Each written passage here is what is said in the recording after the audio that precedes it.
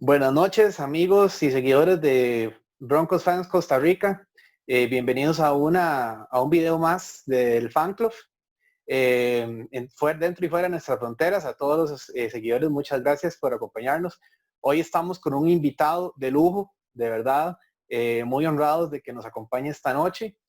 Muchos de ustedes lo conocen, comentarista, analista de fútbol americano para Fox Sports Latinoamérica. Don Ricardo García Ochoa nos acompaña. Buenas noches, Ricardo. Bienvenido. Muchísimas gracias. Buenas noches, Oscar. Es un gusto saludarte a ti y obviamente a todos los aficionados de los Broncos de Denver, que yo sé que son muchísimos los seguidores que tienen en toda América Latina. Así que para mí es un honor, créemelo, estar contigo y estar con todos ellos esta noche. El honor es nuestro, Ricardo, créeme, de parte de todo el fan club, más bien te agradezco dentro del país y fuera. Es un honor que nos acompañes y por aceptar la invitación, de verdad. Muy halagados y felicitarte también por tus proyectos, aparte del canal, ¿verdad? Muchísimas gracias. Sí, estamos tratando de, tú sabes, ¿no? Aparte de que en esta época la situación nos ha cambiado la vida por la pandemia que enfrenta todo el mundo. Definitivamente que estamos buscando nuevas maneras, ¿no? De tener que hacer televisión sin la frecuencia, la continuidad de muchas ligas deportivas. Esperemos que la NFL no se vea afectada en su totalidad en el desarrollo de la temporada 2020, pero buscamos, y en este caso mío en particular, pues aparte de hacer televisión con Fox Sports, tratar de llevarles algo de entretenimiento e información a través de las redes sociales, principalmente mi página de Facebook, en donde tengo la fortuna de todos los lunes contar con la audiencia de todos ustedes y con la compañía de Randy Fuller, un viejo amigo mío, exjugador de la NFL, un hombre que jugó 2 Super Bowls, que fue seleccionado por los Broncos de Denver, de hecho, en la cuarta ronda del draft de 1995. Entonces, para mí, definitivamente que es un gusto compartir con Randy y tener los invitados que hemos tenido a lo largo de estas semanas, porque ya, pues, ya llevamos, si mal no recuerdo, ya son 13 capítulos de Monday Night Football Talk.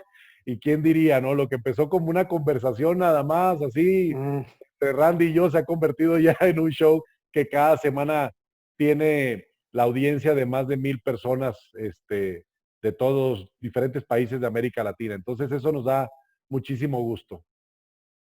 Sí, más bien, enhorabuena por el proyecto. Muchas veces empiezan así, la verdad. Justamente así nos pasó con el fan club, empezar como por ver cuántos seguidores y bueno, enos aquí. Ahí vamos Exactamente. creciendo poco a poco, cada uno. No, felicidades por el proyecto y va muy bien por lo del Monday Night Football, por el Monday Night Talk, está muy bien. Muchísimas. Aprovechando, bueno, una breve introducción de tu parte, bueno, para los que no saben, Ricardo es nacido en Panamá, Sí, pero tienes muchos años estando en México, propiamente con Fox Sports, con la cadena. ¿Cuántos años tienes ya ahí en el canal? ya son 7 años. Yo empecé a trabajar con Fox Sports en 2013 y a partir de esa temporada de 2013, bueno, me han invitado a ser parte del equipo de comentaristas, analistas y narrador los domingos y los jueves de los partidos de la NFL. Y ya en total, pues bueno, ya son 6 Super Bowls desde la edición 49, que soy quien cubre desde cancha, desde nivel de terreno de juego, los Super Bowls. Entonces, ya son 6 Super Bowls en cuanto a transmisiones se refiere del Super Bowl estando a nivel de terreno de juego, que me brinda la oportunidad, pues obviamente, de ver el partido desde una perspectiva diferente, que no es el palco de transmisión, y al final del juego poder llevar a cabo la labor que tanto disfruto, que son las entrevistas que realizo al final del partido. Entonces, ya son 7 temporadas con Fox Sports y ya son 13 Super Bowls consecutivos que me ha tocado cubrir cuando empecé esa tarea con una empresa llamada Multimedios, que yo sé que allá en Costa Rica también ven ese canal. Bueno, empecé con ellos, que es una Correcto. empresa basada en Monterrey. Empecé mi primera cobertura de Super Bowls con la edición 42 entre Nueva Inglaterra y los Giants de Nueva York. Ujú. Ah, qué bueno, sí, ya tienes bastante historial ahí, eso es muy bueno. Y siempre es un gusto encontrarte los domingos ahí para cuando son los partidos en general, es muy buena la transmisión. Muchas gracias.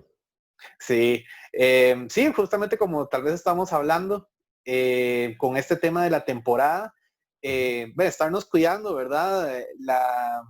Lo que ha sido propiamente para empezar con los temas de NFL bien sabemos que la NFL es una liga como diferente en muchas cosas a otras ligas, tal vez norteamericanas, principalmente por el off-season tan largo y por el periodo en que se da.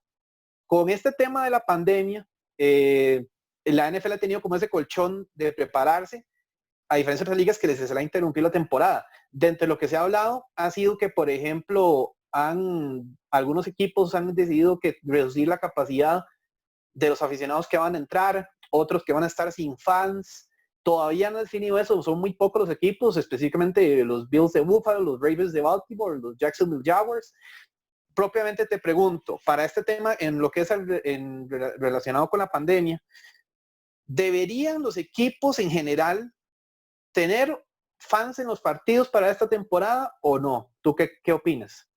Mira, tú atinadamente comentas algo. Si bien es cierto, tú lo acabas de decir, ¿no? La NFL es una liga muy diferente a las demás. Que basándose en el calendario es un punto de partida, ¿no? Una temporada que es más corta, que celebra menos juegos comparado a las demás ligas profesionales estadounidenses, las más importantes, ¿no? La NBA, MLB, la NHL. Y eso es hay una razón muy natural, ¿no? El fútbol americano es un deporte de colisión, le llamo yo, no es un deporte nada más de contacto, es un deporte de colisión que demanda mucho de la condición física de quienes lo practican. Por esa razón es que el número de partidos que se celebran es menor al resto de las demás ligas o al resto de los demás deportes, pero al mismo tiempo requiere lo que tú acabas correctamente de mencionar, requiere un periodo de preparación física llamada pretemporada, ¿no? El que se realicen los programas de acondicionamiento físico, los llamados OTAs, que son los entrenamientos que realizan los equipos fuera de la temporada, requiere de una larga pretemporada, un campamento de verano también. Entonces, no es fácil el proceso de adaptación si hablamos específicamente de lo físico. Hablemos ahora de lo táctico. Eso requiere también, a diferencia de otros deportes, un tiempo prolongado de establecer un plan de juego, llevar la práctica a cabo del mismo, la implementación tanto ofensiva como defensiva y en equipos especiales. Entonces, requiere de mucho tiempo de prepararse para ahora sí arrancar una campaña regular.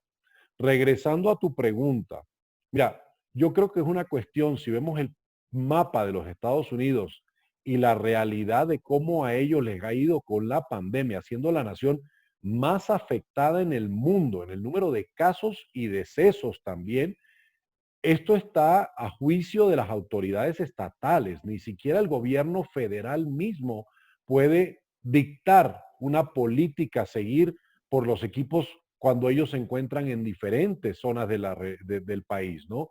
Entonces, ¿qué puede suceder aquí? Si bien hasta ahora los equipos, algunos de ellos tú acabas de mencionarlos, están tratando de que tengan presencia alguna en un porcentaje reducido de aficionados en sus estadios, eso va a depender de cómo se comporte su misma población a lo largo de estos próximos meses con la pandemia. Si tú ves el caso de Florida, a mí me parece ridículo pensar que pueda llevarse a cabo una actividad deportiva con aficionados concentrados, aun y cuando estén separados por X distancia uno del otro en un estadio. ¿Por qué? Porque pones en riesgo a la población y pones en riesgo también a los mismos jugadores, entrenadores, personal que trabaja para la realización de un partido. Entonces, sin embargo, hay otras ciudades que han mitigado más el tema de la pandemia. Apenas ayer acabo de ver la conferencia de prensa del gobernador del estado de California y del alcalde de la ciudad de Los Ángeles diciendo vamos a cerrar todo porque las cifras se están volviendo a disparar. Entonces, ¿qué puede suceder con Los Ángeles, que tiene dos equipos, los Rams y los Chargers? Pues algo muy diferente a lo que pueda pasar con Kansas City. Ayer en la noche que hablábamos con John Holt en Monday Night Football Talk, en el programa que tenemos en Facebook, él nos decía que la intención de los Chiefs de Kansas City es contar con algunos aficionados. Pero mira el dilema este. Ok, vamos a pensar que le den el acceso a un estadio que ya tiene una historia de llenar cada uno de sus partidos locales y de que es uno de los más ruidosos en todo el deporte estadounidense, en varias ocasiones estableciendo récord Guinness de decibeles en cuanto al ruido, peleándose con los hijos de Seattle. Bueno, Si los Chiefs de Kansas City determinan que solamente va a asistir a sus partidos un grupo de aficionados, ok, ¿cuál es ese grupo? Ok, John nos decía, está considerando a los abonados. Sin embargo, los Chiefs de Kansas City, prácticamente todo su estadio está lleno de abonados, de gente que compra antes de iniciar la temporada boletos para toda la campaña. Entonces, ¿cómo determinas a quiénes sí y a quiénes no le vas a dar acceso? En base a los años que tienen siendo abonados, bueno, puede ser que esa sea una técnica. Sin embargo, aquellos que pagaron, que tendrán menos años, pero que pagaron un abono más elevado por un asiento más costoso, pudieran decir, oye, yo tendré menos años, pero he pagado más. O viceversa, si le das la prioridad a aquellos que han invertido más dinero en su boleto, vas a entonces discriminar a aquellos que tienen más años pagando el boleto. Entonces, este es un dilema que no es fácil resolverlo. En mi opinión, que considero que todavía es muy temprano. Yo recuerdo cuando por ahí de las fechas del draft, los Steelers de Pittsburgh ya estaban vendiendo boletos para la temporada y tuvieron que retractarse de esa acción porque decidieron que, oye, la situación no está para que consideremos que todo el mundo va a poder venir a los partidos. Y apenas, imagínate, era el mes de abril. Bueno, tuvieron que regresar ese dinero. Entonces aquí va este tema de la mecánica, cómo se maneje esto, todavía no se puede determinar.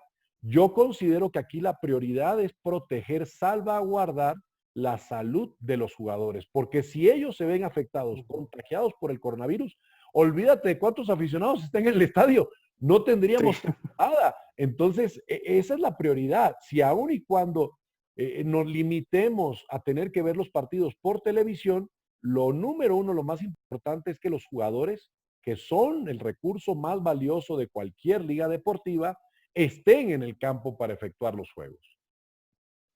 Exacto, exacto. Sí, eso es todo un tema, que ya inclusive salieron anunciando protectores para los jugadores en los cascos, que en realidad es como un visor nada más que vas a colocar en la mascarilla. Pero es todo un tema, o sea, hay gente que va a decir que sí, otros que no, eso dependerá, como dices, depende de los equipos, de los estados, porque unos dicen vamos a estar a un 20%, otros son 25%, eso, como dices, lo dirá cómo se vaya llevando la situación sanitaria en cada ciudad, porque sí, por lo menos lo que es en el caso de la AFC Oeste, por lo menos en los equipos, en Denver no se ha escuchado nada todavía respecto a aficionados. Han salido otros equipos, como dices, Kansas City, está lo de los Chargers. Hay que ver, por ejemplo, ahora qué dicen como en ciudades como en Nueva York. O sea, hay que darle mucho seguimiento porque ese es un tema complejo a nivel logístico. O sea, más allá de lo que es la parte económica, la salud de jugadores y de aficionados. Ahora, otro punto también, Oscar. Aquí la NFL ha dicho que los partidos, a diferencia del caso de la NBA o de la MLS, se van a llevar a cabo en los estadios de cada organización. Entonces los equipos van a tener que viajar. Todo ese protocolo de viaje también tiene que ser muy cuidadoso, porque ya hemos visto que aquellas ciudades, aquellos estados en la zona noreste de los Estados Unidos, que en un principio se vieron muy afectados por la pandemia, después de haber más o menos controlado o mitigado los efectos de la misma, ya empezaron ellos mismos a establecer políticas de cuarentena para aquellos que viajaran de otras zonas del país a sus ciudades, obligándolos a permanecer 14 días en cuarentena. ¿Cuál va a ser la política que van a dictar o que van a establecer para los equipos? Esto todavía no se ha podido definir. Y la NFL, vaya, aun y cuando tiene, obviamente, a un jefe médico, ¿no? En el señor Seals, en el doctor Seals, él no es la autoridad nacional, ni siquiera estatal de salud dentro de los Estados Unidos. Entonces, él va a tener que también recomendarle a Roger Goodell y a los dueños de los equipos las políticas o hacérselas saber que las mismas autoridades de salud a nivel federal y estatal establecen en cada caso. Entonces, esto no es nada sencillo. La primera prueba la veremos cuando a final de este mes de julio los equipos se van a tener que presentar a entrenar. Y ya definitivamente la Asociación de Jugadores está pidiendo que no haya partidos de pretemporada, porque lo que buscan es que haya el mayor tiempo posible de preparación para la temporada regular y no exponer a los jugadores a juegos de pretemporada que pudieran a su vez cancelar la campaña regular en sí. Entonces, la liga obviamente no quiere, ha dicho que ellos quieren reducir a 2 partidos de pretemporada, pero esto también es un problema muy serio porque los coaches, teniendo un roster de 90 jugadores en pretemporada, ¿cómo definen a quién sí y a quién no dejan en el roster de 53? Y los dueños tampoco les van a pagar a 90 jugadores, ya andan inclusive echando para atrás un poco la cinta, considerando que el futuro económico de la liga para la 2020 no va a ser el mismo que en años anteriores y muy seguramente no van a contar con los recursos económicos para poder, y no que no los tengan, pero buscan la manera de negociar con la asociación, con el sindicato de jugadores, para que los salarios no tengan que ser pagados al 100%, algo que obviamente la asociación inmediatamente rebota porque quiere proteger la condición financiera de sus agremiados. Exacto, sí. Por ejemplo, en Major League Baseball hicieron el tema de salarios prorrateados y muchos jugadores, como dicen popularmente, pegaron el brinco. Entonces, es un tema complicado por muchos aspectos. Al final la liga, por lo menos está decidida en querer comenzar el 10 de septiembre, están con miras a eso. Vamos a esperar cómo sigue la historia, ¿verdad? Que eso es un tema de estar dando bastante seguimiento.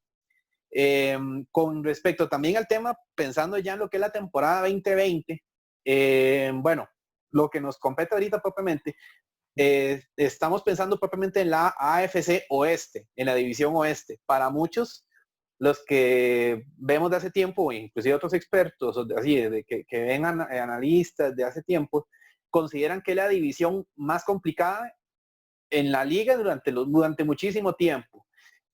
Lo que ha sido propiamente los movimientos del off-season y el draft, a pesar de la pandemia, se han dado movimientos, firma agentes libres, lo que ha sido el draft se realizó de forma virtual. Primero, específicamente hablando de los Broncos de Denver, tu opinión, lo que ha sido en los movimientos del draft, las fichas de agentes libres, lo que han reclutado en el draft universitario. ¿Qué impresión te ha dado? ¿Cómo te ha parecido? Mucha gente que han dicho que está entre los mejores drafts de este año de parte de Denver, con lo que han sido esas adquisiciones, tanto novatos como agentes libres. ¿Tú cómo lo has visto? ¿Qué impresión te ha dado? ¿Cómo las has apreciado? ¿Qué te parece? Mira, voy a empezar de lo general para irnos a lo particular con lo que comentas. En general, la división, a mi juicio, con la excepción de Patrick Mahomes, es una que tiene muchos interrogantes en los quarterbacks titulares de los otros 3 equipos, ¿no? O sea, tienes a este virtuoso quarterback, ganador del premio jugador más valioso en 2018, jugador más valioso del Super Bowl 54, campeón de la NFL, y los otros 3 quarterbacks están así como que todavía tienen que demostrar.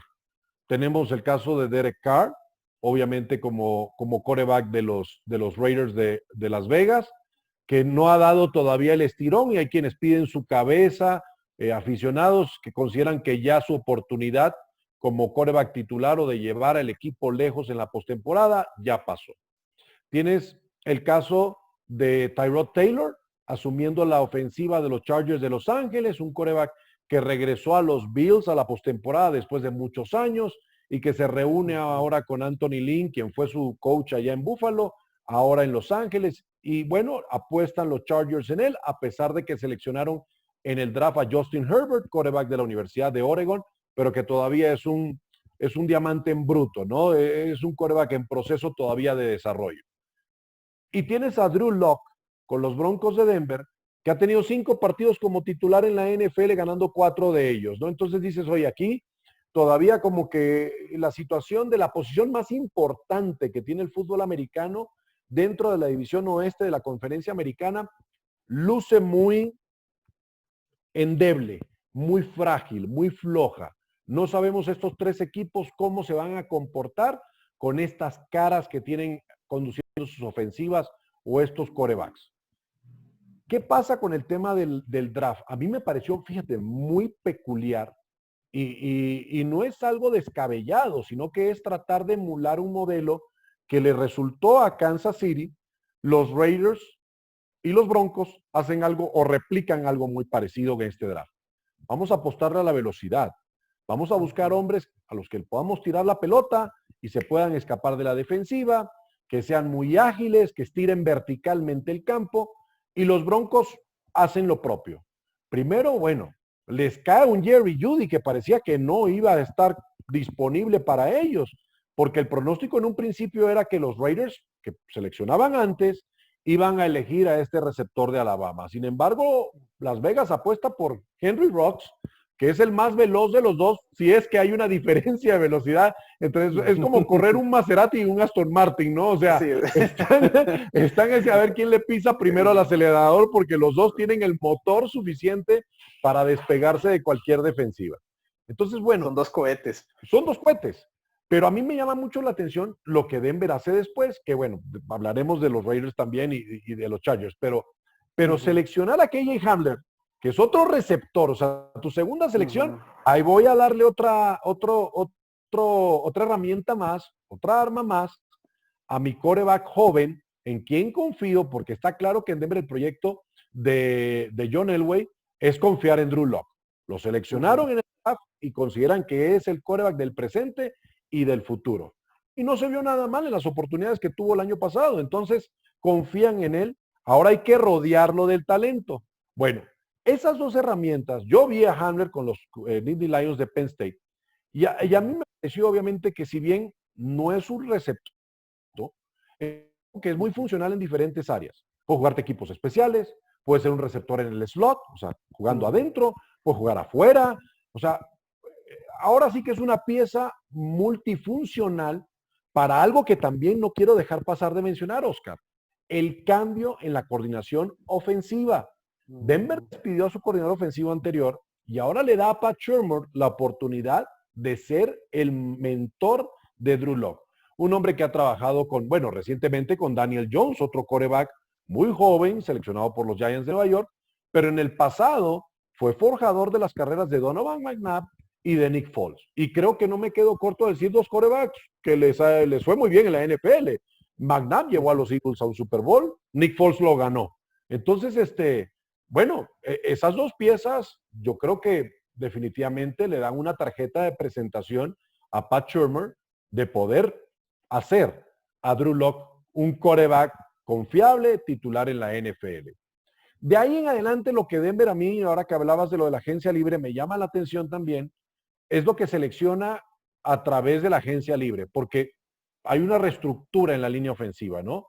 Se trajen a Graham Gazlow de Detroit, que a mí se me hace un liniero ofensivo de los años que tengo de verlo en la NFL, muy interesante. No es un liniero ofensivo viejo, 4 temporadas en la liga, y ha jugado de guardia izquierdo, ha jugado de guardia derecho, ha jugado de centro, y es un tipo muy durable, porque tú ves su carrera como jugador en la NFL. El año pasado se perdió un partido, pero es un titular por excelencia. Si mal no recuerdo, Glasgow en su carrera, solamente 4 partidos no ha sido titular. O sea, los demás Exacto. Todos los han como titular. El año pasado en Detroit fueron 15 de 15 y si mal no recuerdo el año anterior, como guardia izquierdo, como centro, perdón, en 2018, jugó 16 partidos, todos como titular. Entonces, hay una reestructura. Denver fue un equipo muy activo. A John Elway se le ha criticado mucho como gerente general porque la realidad es que no ha producido como quizás cualquier, obviamente, organización espera de su gerente general, el talento, la bonanza de jugadores seleccionados en el draft. Sí le fue muy bien en esa campaña 2015 cuando ganan el Super Bowl 50, pero desde ese entonces Denver no regresa a una postemporada, no regresa a los playoffs. Y ahora aprieta el botón y dice, ¿sabes qué? Voy a hacer cambios. Se traen a AJ Boye de Jacksonville, se traen a Jurrell Casey, que para mí Tennessee comete un error garrafal en dejarlo ir. Es un tremendo liniero defensivo. Es un tipo que puede jugar varias posiciones como técnica también en la línea. Te puede jugar afuera como técnica 5, lo puedes poner como técnica 3 para detener el juego por tierra. O sea, es otro liniero ofensivo polifacético en el frente. Y el panorama de los Broncos, a mí, honestamente, te digo algo, me gusta.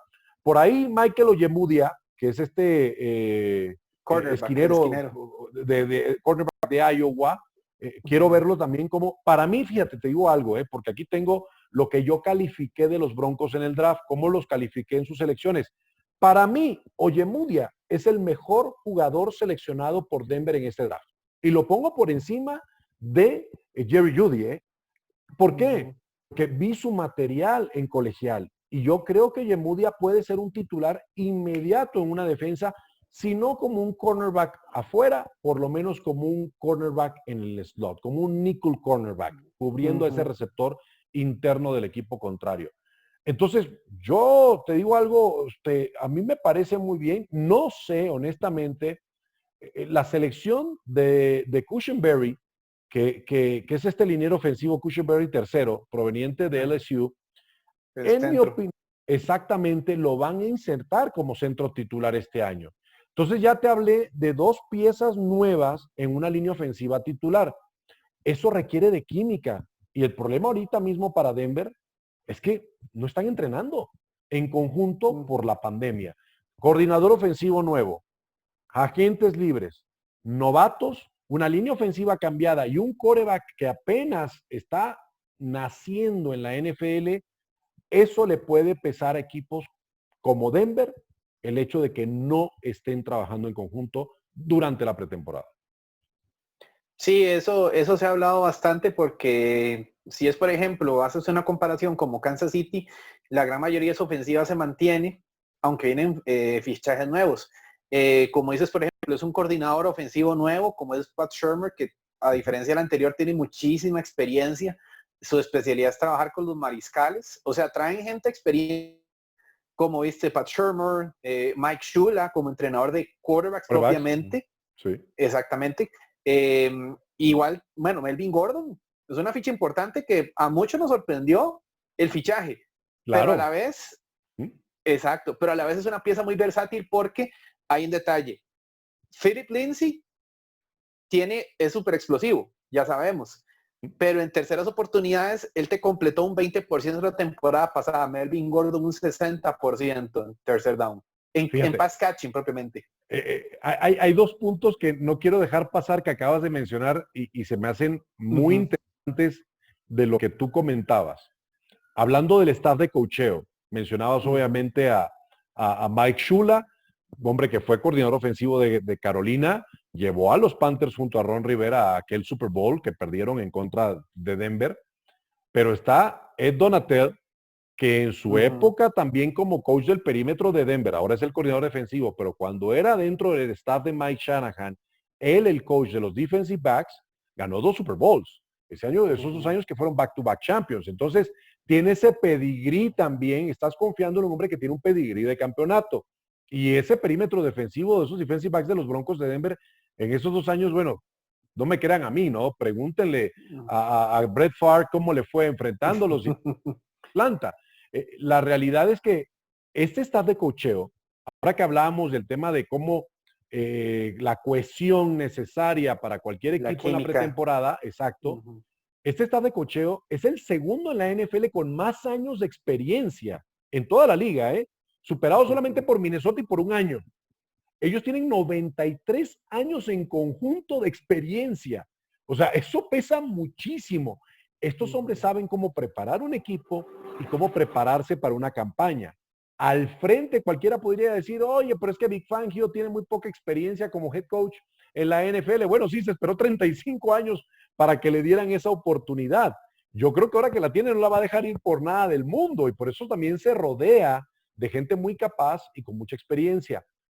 Y lo que comentabas de Melvin Gordon, coincido contigo, a mí en un principio me causó un shock. ¿Cómo le vas a quitar el balón a un Philip Lindsay que tiene 2 temporadas de más de 1000 yardas? O sea, eso en Denver tenía rato que no se veía. Y cuando tomas en consideración que las líneas ofensivas que los Broncos honestamente han tenido en los años de Philip Lindsay, dices, oye, ¿cómo las consiguió? Honestamente. Porque aparte no tenía un quarterback que amenazara a la defensiva contraria como para echar para atrás a los linebackers y a los safeties. Y a pesar de eso, Philip Lindsay logró esas 1000 yardas por la vía terrestre. Entonces, sí me sorprendió. Yo creo que era una pieza, honestamente, que Denver no necesitaba. Si el problema de Philip Lindsay es atrapar el balón en terceras oportunidades, pues me pongo a tirarle ladrillos de lunes a viernes y los sábados y los domingos le tiro 2 cada vez que les mando un pase, ¿no? O sea, eso se puede corregir. Yo quiero ver cómo Melvin Gordon encaja en este sistema Pero sería una tristeza si Gordon, por ser Melvin Gordon, el agente libre, uno de los corredores mejor pagados de la liga, le quita la titularidad a Philip Lindsay. Sí, ese es un tema que se las trae también porque están diciendo que si Gordon va a ser el primero, si Philip va a ser el primero.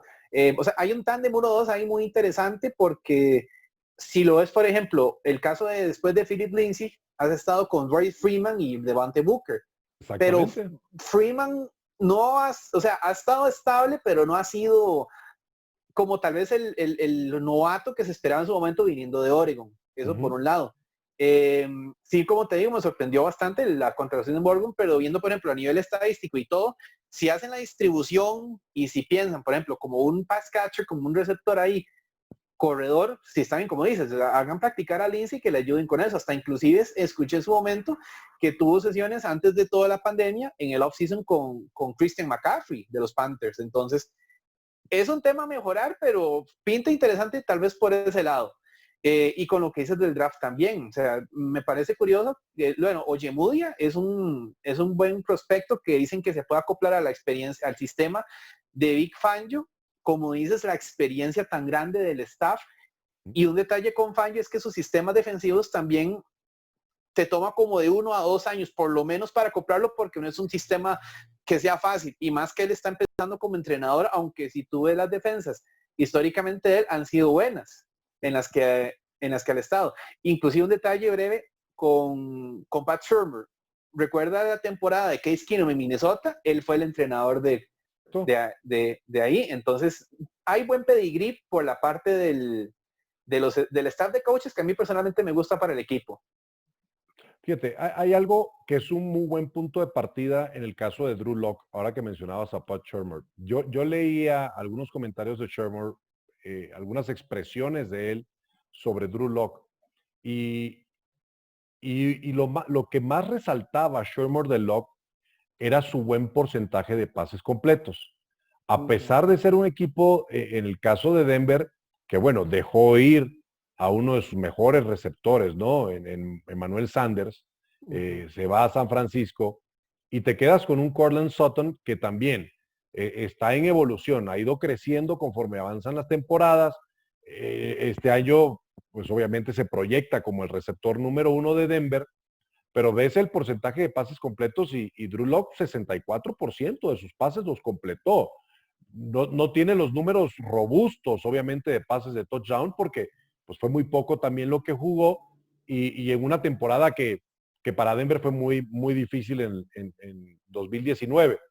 Pero yo también otro punto que veo aquí es, le pones una buena línea ofensiva. O sea, el año pasado Denver permitió 41 capturas, la mayoría de ellas a Joe Flacco, que ya sabes que pues, no se podía ni mover y comía el balón y eso fue un desastre, ¿no? Creo que 26 de las 41 fueron de Joe Flacco. Pues 41 capturas es un número muy alto para cualquier línea ofensiva en una temporada. Entonces, aquí lo que yo pensaría es que, bueno, primero tengo que darle la comodidad a un joven coreback como Drew Lock para que se sienta a gusto en la bolsa. O para por lo menos, bueno, si tiene que moverse, se mueva por diseño, pero no por urgencia, no por supervivencia. Y aquí partes de esa línea ofensiva, ¿no? Que para mí va a ser la clave este año. Sí, podemos hablar de los receptores y bueno, Noah Fant, que es un tremendo Tyren y también es otro chico que puede explotar en cualquier momento en esta liga con una proyección de ser Pro Bowler dentro de la NFL. Pero para mí el fútbol americano se gana en las trincheras. O sea, lo primero que yo tengo que tener es una buena línea ofensiva, ya sea que vaya a tirar o vaya a correr el balón. Y Denver necesita que esa línea ofensiva que ahora inserta nuevas caras funcione este año, ¿no? Y le dé a Drew Lock la confianza.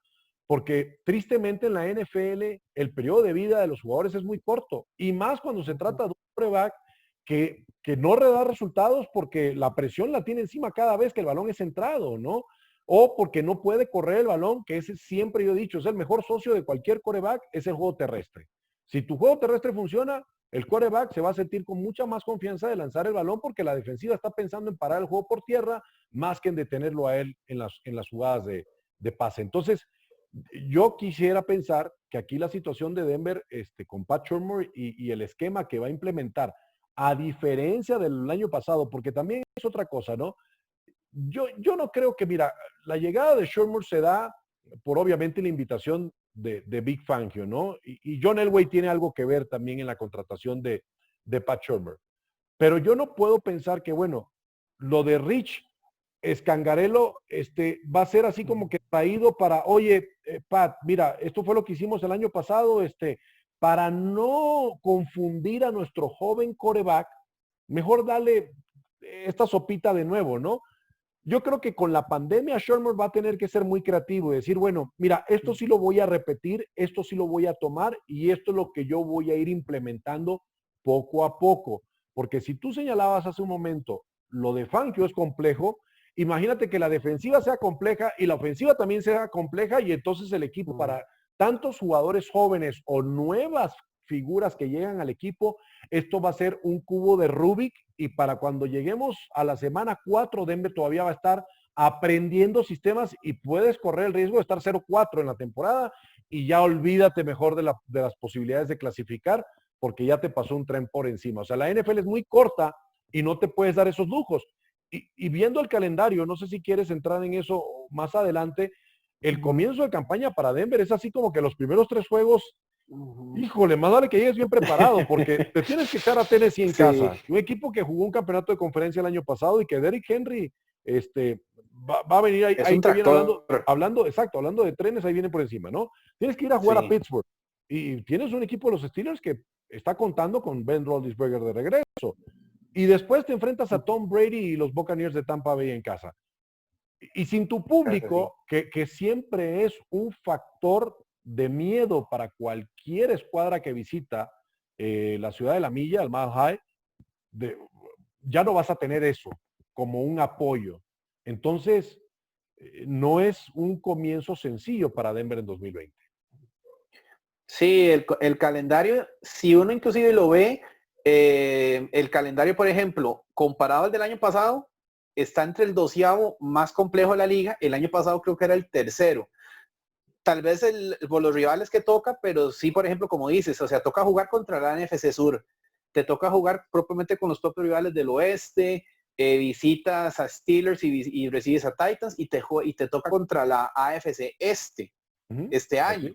Entonces, o sea, que son equipos complejos, inclusive, por ejemplo, como dijiste, está bien, se juega tal vez con Tampa en Denver, pero no es lo mismo, tal vez habría que ver cómo está lo de los fans. O sea, la cuesta al inicio del calendario se las trae, pero hay posibilidades, inclusive, a lo que se ha dicho, más posibilidades de mejorar este año comparado al otro, dadas las armas, porque hay buenas expectativas y eso, que con la poca muestra de Drew Lock, ahí tú me corriges, por ejemplo, fue 4-1, inclusive hasta empató la marca de Elway por mayor cantidad de victorias para un novato en Denver. Pero sí, el calendario podría verse complicado al inicio, ya hay que ver después a mediados cómo se logran acomodar también, por lo menos para inclusive acomodar con más victorias, inclusive, o sea, para acomodarse bien. Fíjate, viendo el calendario de la temporada, el descanso de los Broncos está hasta la semana 8. O sea, los primeros 7 partidos tienes a media temporada. O sea, en el ombligo del calendario tienes tu bye, tienes tu descanso. Y viniendo de ese descanso, inmediatamente son 2 salidas. 2 juegos de visitante, uno en Atlanta y el otro contra los Raiders en Las Vegas. Es un tema complejo. O sea, si digo yo, el primer mes del calendario se ve complicado por los rivales que hace un momento comentábamos, caramba, el mes de diciembre, pues no cesa tampoco. Lo bueno que yo sí veo de todo esto es que en esa última parte del calendario, en diciembre, son 3 visitas y un juego de local. El único juego en casa que tienen los Broncos en ese mes de diciembre es en contra de Buffalo. Obviamente, en enero, la temporada está programada para terminar el 3 de enero, está a recibir a los Raiders, que puede ser, pues ahora sí, el boleto el partido que define el boleto. Pensemos en que Kansas City es el gran favorito para ganar la división y los demás van a pelearse por un boleto, ¿verdad? Vamos a ponerlo así, hipotéticamente hablando. Ahí Denver y los Raiders pudieran estarse definiendo ese pase y lo bueno es que Denver tuvo la semana previa la visita a los Chargers. Pudieran tener en sus manos el control de pasar a la postemporada, enfrentando a esos dos rivales divisionales en los últimos dos partidos de la campaña, ¿no? Entonces, eso por una parte se ve hecho a modo para que los Broncos sean los dueños de sus destinos, pero mucho va a depender de cómo arrancas la campaña. Exacto, exacto. Y los partidos siempre, tú sabes, en las últimas temporadas, a cierre de temporada, son los partidos más cruciales porque son los rivales de división. Y justamente, como dices, contra Raiders, aunque en las últimas temporadas no se ha clasificado, siempre esos partidos te definen algo. A uno o bien al rival. Entonces son partidos de infarto. O sea, son partidos de infarto más cuando son divisionales. O sea, es un tema que siempre hay que saber. Exacto, exacto. Entonces, pinta muy interesante ese cierre, como dices. Es complejo por el hecho de que sea un local y podemos tocar inclusive también otro tema de ese, por ejemplo, porque yo inclusive te lo digo, soy consciente. Denver, por lo menos de forma realista, yo lo veo por lo menos para pelear el segundo lugar de la división. A Kansas todavía démosle espacio por lo mismo, porque Kansas tiene esa ventaja de equipo ya consolidado y mucha gente que se ha ido, que está en la escuadra. Denver tiene esa parte de que vienen fichas nuevas, pero tienen que acoplarse. Esperaría por lo menos para pelear el segundo lugar de la división, igual que el año pasado, pero con otros aires. Sí, yo estoy de acuerdo contigo. Yo creo que ahí ese boleto está abierto, ¿no? Podemos analizar a cada uno de estos tres equipos. Como bien dijiste, Kansas City es el campeón de la NFL, es el gran favorito a repetir, por lo menos como campeón de la conferencia americana. Está en otro nivel, seamos sinceros, está en otro nivel. Hay que ser muy honestos con eso. Pero los otros tres, yo veo una paridad, y te digo, veo una paridad partiendo desde la posición de quarterback. Derek Carr puede que tenga una ventaja sobre Drew Lock por la experiencia que tiene en la liga, el que tiene más experiencia trabajando con John Gruden como su head coach, Gruden que es un coach ya ganador de un Super Bowl. Te vas a los Chargers y dices, bueno, Tyrod Taylor y Anthony Lynn buscarán repetir lo que ocurrió allá en Buffalo. La defensiva de los Chargers a mí me parece la mejor de la división, por encima de la de Kansas City. Los Chargers tienen unas piezas en su defensa, incluyendo la adición de Chris Harris ahora también, ¿no? Que cambia de aires de Denver y se va a los Chargers. Sí. O sea, ese perímetro defensivo está de miedo, de terror. Es una escuadra muy bien conformada la defensiva. Por ahí pudiera yo decir, bueno, las interrogantes en la defensa de los Chargers estarán en sus linebackers. Pero lo demás, no, es un equipo muy bien estructurado defensivamente. La ofensiva tiene muchas interrogantes. Ya quiero ver ahora, obviamente, a Ekeler sin Melvin Gordon correr solo el balón. Bueno, podrán decir es que lo hizo bien cuando Gordon estuvo lesionado. Sí, pero una cosa es hacerlo por 7 juegos y otra cosa es hacerlo por 16.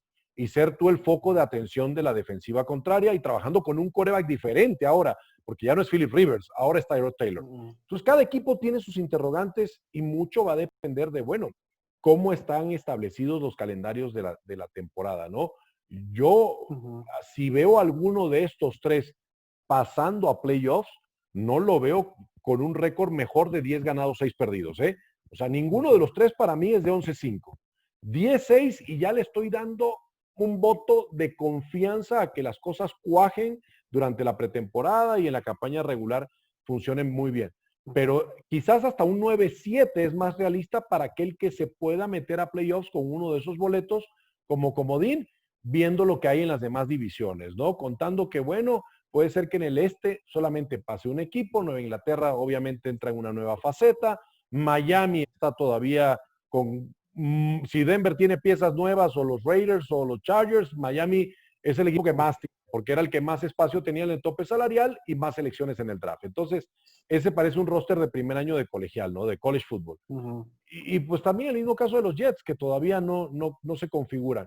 En el sur podemos hablar de Tennessee, podemos hablar de Indianápolis con la llegada ahora de Philip Rivers, pero Jacksonville y obviamente pues viendo también lo que haga Houston ahora con tantos jugadores nuevos y sin su receptor estrella, ¿no? Que ya está ahora con Arizona. Bueno, todo cae en Deshaun Watson.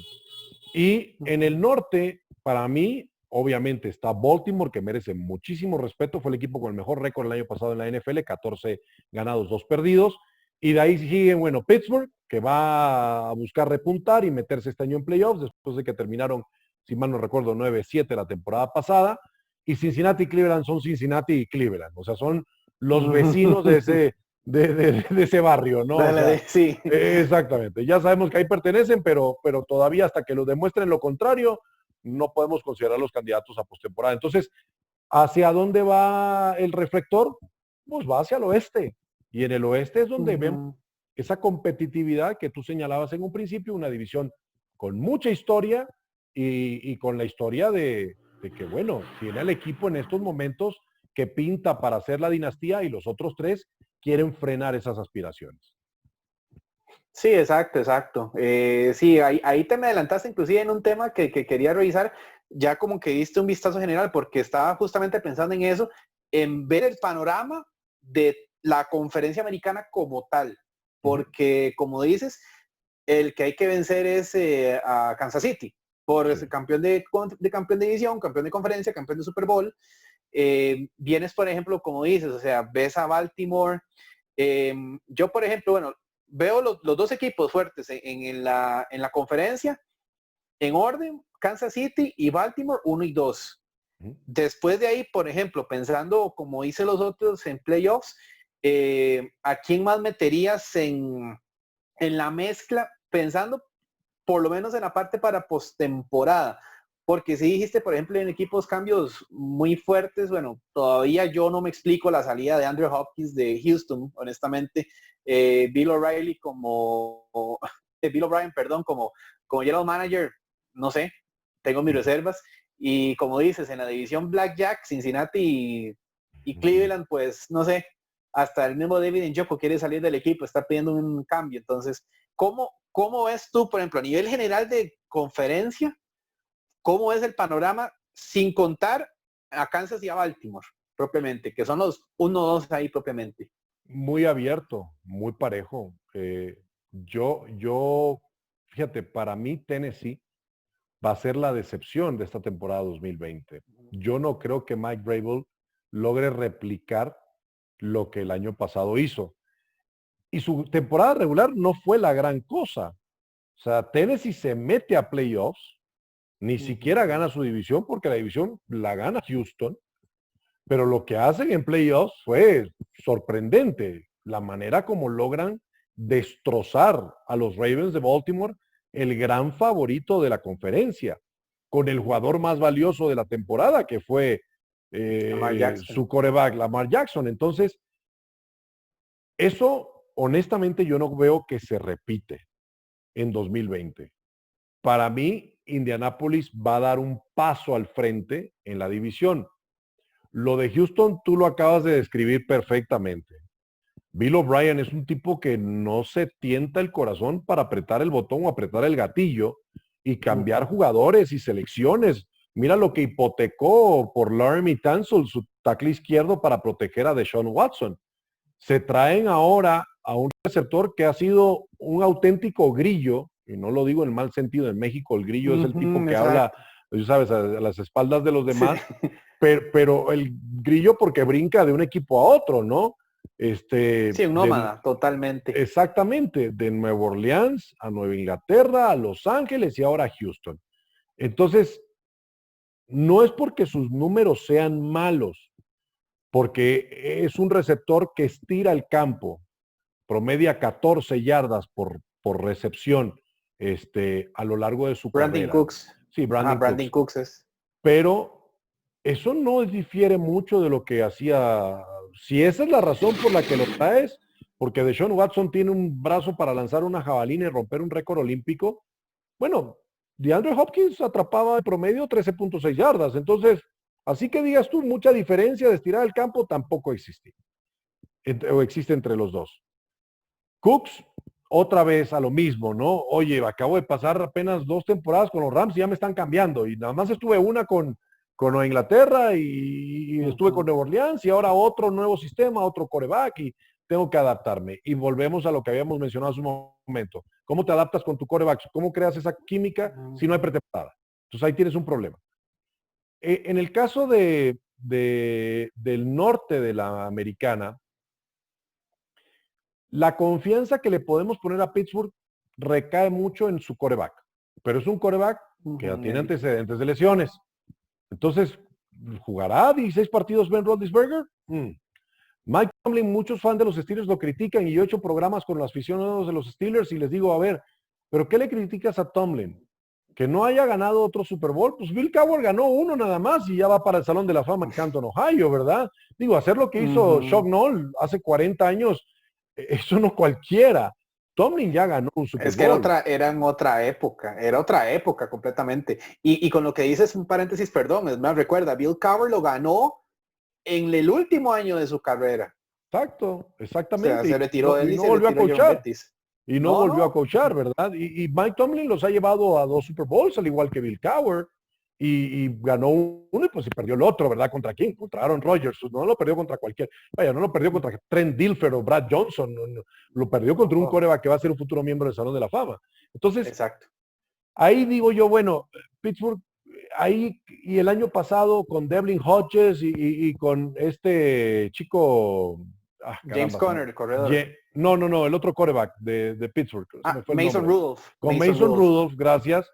Oye, estuvieron a un paso de entrar a la postemporada, ¿no? Le confiaste a 2 quarterbacks sin experiencia en la NFL, la campaña perdieron un juego con Baltimore en Pittsburgh, que a mí me tocó narrarlo, que lo ganan Ravens con un field goal de último segundo del barítono de Baltimore, ¿no? Dices, oye, Justin Tucker, o sea, si hay un pateador que la va a meter de 70 yardas, pues es ese, ¿verdad? En la liga no va a haber otro, ese tiene la potencia para ganarte el juego en el último segundo y así perdiste el partido contra el mejor equipo de la liga. Lo de Cleveland es algo muy curioso porque parece que tienen todas las piezas. Pero bueno, tienen un head coach nuevo. Llega ahora Kevin Stefanski, otro discípulo de Andy Reid, otro del árbol genealógico ese de Bill Walsh, que llega con estas coordinaciones ofensivas, que es un gurú del sistema ofensivo para trabajar con Baker Mayfield, y tiene a OBJ, Odell Beckham Jr., y hay tantas herramientas en los Browns de Cleveland que parece, ¿no? Y le acaban de dar ese jugoso contrato, bueno, que a Myles Garrett se platica de un jugoso contrato, no se lo dan, pero ya hay una propuesta de un contrato de $125 millones para un liniero defensivo. Imagínate eso, ¿no? Entonces, por 5 años, sí, o sea, es monstruoso. Ya te habla de, mira, fíjate el escarmiento después de haberle dado con el casco en la cabeza a Mason Rudolph, que lo van a premiar con un contrato el más elevado para un liniero defensivo, un ala defensiva en la NFL. Entonces, son de esas cosas que a veces parecen disfuncionales en Cleveland, a pesar del talento. Los Browns. Exactamente, a pesar del talento que en papel tienen, ¿no? Y Cincinnati, bueno, Cincinnati ya celebra que tiene a Joe Burrow y que esperan algún día se convierta en Boomer Esiason o por lo menos en Ken Anderson y los lleve de regreso a un Super Bowl. El tiempo dirá, ¿no? Todavía eso falta por ver. Pero de ahí en adelante, el Miami, los Jets, yo creo que es el año de los Bills en el y que se acaba el reinado ya de los Patriots de Nueva Inglaterra, pero ¿quién quiere apostar en contra de Bill Belichick, no? Aún y cuando la llegada de Cam Newton parezca la salvación en la posición, yo soy de los que piensa de que a Jarrett Stidham, por alguna razón, lo seleccionó Bill Belichick y Stidham le van a dar la oportunidad de conducir esa ofensiva. Cam Newton en los últimos 2 años no ha jugado una temporada completa, es muy distinto al quarterback que fue el jugador más valioso de la liga en 2015, muchísimas lesiones. Yo el año pasado me tocó empezar la temporada en mis transmisiones con Carolina, con Cam Newton, y decía, ahí trae un problema que no es del hombro, es un problema del pie, porque no puede plantarse. Y dicho y hecho, después del segundo juego, se va a la lista de lesionados y hay que atender ese problema que tiene el pie porque se le veía que no podía plantarse. Y es un quarterback muy golpeado. ¿Qué tanto se va a exponer? ¿Qué tanto Cam Newton todavía puede, y no porque esté viejo, sino porque eso al jugador de fútbol americano no se le escapa de la mente? La última vez que se lesionó, lo tienes ahí, al primer golpe viene el déjà vu. Y dices, y más cuando se trata de un quarterback, ya no me quiero exponer, ya no me quiero arriesgar. Y bueno, un reflejo es el contrato que Nueva Inglaterra le dio. Muy barato, por un solo año, porque ni ellos mismos saben qué es lo que en realidad están comprando. Entonces, si no sabes qué estás comprando, pues vas a comprar barato. Vas a pagar poco por ello y a ver si resulta. Así que para mí en el oeste hay esa posibilidad de que definitivamente con un 9-7, con un 10-6, uno o dos de estos equipos se puedan meter a postemporada. Sí, sí, o sea, el panorama está, como dices, está muy abierto. Y como el caso, por ejemplo, del este, los Bills son otro interrogante ahí, pero es un equipo con buen material para pelear. Pero sí, después de Baltimore y Kansas, honestamente sí, como dices, la conferencia está muy abierta. Y tú me corriges si es ya para este año que van a aplicar los 7 puestos de playoff o todavía serían los 6. Yo creo que es para el otro año que estarían los 7 de playoff. Sí, es para la temporada 2021, si mal no Ajá, exacto. recuerdo. Si Sí, mal no recuerdo, es para 2021 por el nuevo acuerdo colectivo de la liga. exacto. Pero, pues sabemos que en la NFL los boletos de wild card pueden ganarse los dos equipos dentro de una misma división, ¿no? Hemos tenido en Ujú. 3 clasificados a la postemporada dentro de una misma división. Para mí, considerando lo que te mencionaba hace un rato, que yo veo a varios equipos que van a estar peleando con ese 10-6, 9-7 para meterse a playoffs, 2 pueden ser del oeste. Y pudiera ser Ujú. Denver y los Raiders, o pudiera ser los Raiders y los Chargers, o pudieran ser Denver y los Chargers. Yo no Ujú. veo mucha diferencia entre esos 3 equipos y los demás que estarían luchando por ese boleto, llámese Pittsburgh, que tiene una situación en el norte muy parecida a la que tienen los Broncos en el oeste, ¿verdad? A un Baltimore que se ve sobrado en su división y de ahí los demás a pelearse el boleto, ¿no?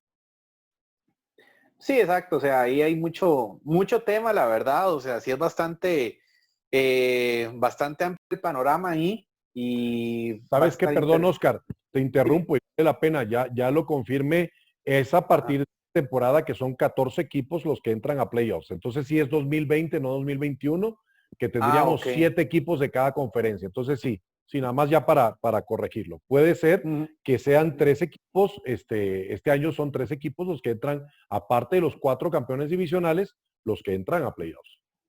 Ok, es a partir del 2020. Yo entendía que era del 2021, No, pero no, no, bueno, no, ya estamos 2020, con sí. 2020. Sí, entonces está todavía más amplio el abanico de opciones ahí de equipos, totalmente. Sí, va a estar muy interesante y esperemos, ¿verdad? Que la idea es que empiece la temporada como tal para estar con esa expectativa ya que tenemos en ese off-season, ¿verdad? Después de los movimientos y todo, sí. Nada más bueno, primero agradecerte, Ricardo, inclusive para finalizar, en lo que es en redes, en dónde te pueden encontrar los fans, qué redes son las que más utilizas, cómo te encuentran para ver el material que estés haciendo. Con todo gusto y te agradezco a ti, Oscar, la oportunidad. Claro, mira, en Facebook pueden buscarme como Ricardo García Ochoa, mi página pública, ahí con todo gusto estaré publicando información, ahí se ven los programas de Monday Night Football Talk. Próximamente espero vamos a tener un invitado de lujo de los Broncos de Denver, una gran leyenda de la organización, lo tendremos como invitado y ahí serás tú el primero en saberlo, créemelo, te lo haré Excelente. saber para que lo compartas con todos los seguidores que tienes en tu página. A través de Twitter me pueden encontrar como R García Ochoa. Ahí también, Okay. ya sabes, publicando información y si hay algún comentario, alguna comunicación que quieran entablar conmigo, con todo gusto. Y en Instagram pueden encontrarme como Rico Garc, o sea, García, pero hasta la letra C. Ahí me pueden encontrar también en Instagram. Ahí también le damos promoción a los programas de Thursday Night Football, de Monday Night Football Talk, las transmisiones de Thursday Night Football y también los domingos de NFL. Vamos promocionando los partidos que nos toque transmitir y podemos estar dirimiendo ahí buenos comentarios, debates, análisis de cualquier equipo. Entonces, ahí estoy a las órdenes a través de esas redes sociales y no lo quiero dejar pasar, pero fíjate que abrimos un canal de YouTube para concentrar los programas y darle acceso directo a cada una de las transmisiones que hemos hecho de Monday Night Football Talk, y el canal de YouTube se llama MNF Talk Show. Ahí lo pueden, pónganlo como MNF Talk y van a encontrar los programas anteriores que hemos hecho con, bueno, grandes glorias, ¿verdad? Richard Dent, Dermontti Dawson, miembros del Salón de la Fama. Tuvimos al coach Anthony Lynn de los Chargers de Los Ángeles. Entonces, cuando tengan tiempo, miren, siéntense y disfruten un rato de las opiniones de ellos ahora que estamos en pretemporada. ¿Qué piensan ellos también de las posibilidades de lo que tú y yo acabamos de comentar? Entonces vale la pena, y pronto estaré subiendo también más videos a través de ese canal con análisis de los equipos, de las divisiones, de las posiciones. Bueno, me van a poner ustedes a trabajar, pero bueno, que todo sea para que ustedes lo disfruten. Yo con mucho gusto, la verdad, tú sabes que lo hago, Oscar, y me conoces, soy muy accesible. No crean que la televisión me distancia de ustedes, por el contrario, si bien geográficamente estamos separados y con esta pandemia confinados, las redes sociales que sean ese vehículo para que podamos entablar una buena conversación de fútbol americano. Claro, claro, para eso estamos. Y de verdad, más bien muy agradecido, Ricardo, de parte de todo el fan club. Muchísimas gracias más bien por aceptar la invitación, que sea la primera de muchas, porque nos da para muchísimas horas. Yo sé que estás también ahí con tus ocupaciones, estás en la casa, entonces nos da para muchísimas horas para hablar de todo este tema que nos apasiona. De verdad, de mi parte, muchísimas gracias por aceptar, y estamos atentos ahí con noticias y demás, y vamos a seguir tus canales también, que fijo, hay muchísimo buen contenido. Muchísimas gracias, Oscar. Imagínate qué tanto los aprecio que hasta no tendré yo una camiseta como la que tú portas, un t-shirt de los Broncos de Denver, pero mira, aquí ando con los colores, luciéndolo por ustedes. Así que bueno, desde acá te mando un fuerte abrazo y ha sido un placer compartir contigo. Igual, Ricardo, muchas gracias. Nos estamos en contacto y que descanses. Gracias, igualmente. Gracias.